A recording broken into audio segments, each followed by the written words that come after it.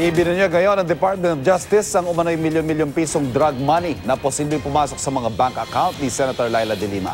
Sa banner ng Philippine Daily Inquirer, sinabi ni Justice Secretary Vitaliano Aguirre na mula 500 milyon hanggang 1 bilyong piso ang naging transaksyon ng droga sa Bilibid. Ang naturang impormasyon ay nakasaad daw sa dokumento mula sa Anti-Money Laundering Council o AMLAC tungkol sa mga transaksyon ng mga sindikato ng droga. Nauna nang ibinunyag ng mga testigo lumutang sa pagdinig ng House Justice Committee, milyon-milyong piso ang kinukubra ng drug lord na si J.B. Sebastian para umano kay De Lima noong kalihim pa siya ng DOJ. Ito'y bilang paghahanda raw sa kanyang pagtakbo sa pagkasenador. Pero hindi muna idinetalye ni Aguirre eksaktong halaga ng mga perang nakadeposito o na-deposito kay De Lima habang hindi pa naisasampa ang kaso laban sa senadora.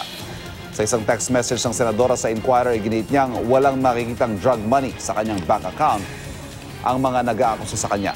Paliwanag naman ni Aguirre, hindi raw talaga dapat asahan na sa mismo account ng senadora papasok ang drug money dahil may mga taong kumukolekta umano para sa kanya.